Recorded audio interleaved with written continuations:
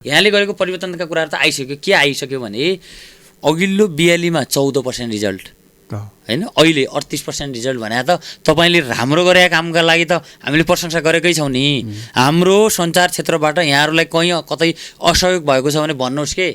तर मैले के भन्न खोजेको भने यहाँले आफै कुरा उठान गर्नुभयो, मैले त्यो विषय ठ्याक्कै मलाई ध्यान पनि थिएन। दिवा कच्चा सञ्चालनको विषय उठाउनु भयो। यो दिवा कच्चा सञ्चालनको विषयमा कोलपुर नगरपालिकाले निर्णय गर्यो। कार्यपालिका निर्णय गरिसकेपछि कोलपुर नगरपालिकाको कार्यपालिका भने कोलपुर नगरपालिकाका 15 वटा वडाका नागरिकहरूको प्रतिनिधिमूलक तपाईको चाहिँ अधिकार हो। तपाईहरुले चाहिँ भोट दिनुभएको छ, तपाईले गरेका निर्णयहरू ठिक हुनेछन् भनेर निर्वाचित गराएको एउटा सम्बद्ध संस्था हो कार्यपालिका भने। त्यो संस्थाले गरेको निर्णय 15 वटै वडाका नागरिकले गरे निर्णय मानिन्छ नि त।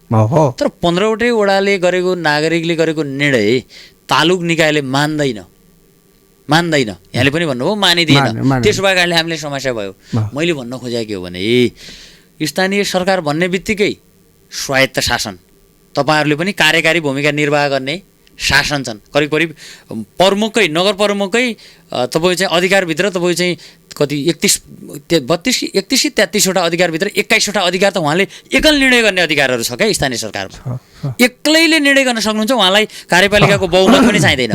भनेपछि यस्तो स्वायत्त र कार्यकारी निकायले गरेका निर्णयहरू माथिल्लो निकायले अथवा न्यायालयले उल्टाइदिन्छ भने तपाईहरुले गरेको निर्णय अपरिपक्व भएन त। मैले यहाँनेर भन्न खोजेको के, स्वीकार्नुहोस् न अपरिपक्व भयो, हामी त्यसो भए कारणले फेल भयौँ भनेर स्वीकार्नलाई तपाईलाई अप्ठ्यारो लाग्छ? हैन, स्वीकार्ने त अब यस्तो छ, तपाईले भनेको कुरालाई स्वीकार्युक्त पनि छ। किनभने अब कतिपयको माग चाहिँ यो दिवा अथवा मोर्निङ क्लास सञ्चालन गर्दाखेरि राम्रै हुन्छ भन्ने कुरा पनि आयो होला। दुई मत भएकै कारणले गर्दाखेरि विवाद हुने कुरा हो नि त। तर हामी कन्फिडेन्स के थियौँ भने यहाँका बहुमत चाहिँ स्कुलहरू जो +2 चलाइरहेका छन् उहाँहरू पनि यो चाहिँ बेटर छ, यसले बालबालिकालाई पनि सुधार गर्छ। अनि त्यसपछि गएर सबैको कुराहरू अलिक सहज पनि हुन्छ। एउटै कक्षाहरू सञ्चालन भयो भने चाहिँ टाइमको कुरा पनि हुन्छ, जनशक्ति परिचालन पनि समस्या आउँदैन भन्ने कुराको सहमत आइसकेपछि अधिकतम व्यक्तिहरूको चाहना र अधिकतम सञ्चालकहरूको पनि कुरा आएको कारण यो बेटर छ, बेस्ट छ भनेर निर्णय नगरपालिकाले गर्यो। हामीले गरेको सबै कुरा चाहिँ ठिक छ भनेर गरेको। त्यसमा फेरि साथीहरूको अब फरक मत आयो। आइसकेपछि उहाँहरू अदालत जानुभयो। अदालत गइसकेपछि अदालती प्रक्रियाबाट स्टे अर्डर आयो। यहाँहरू असफल हुनुभयो निर्णयमा, यही होइन? त्यही हो।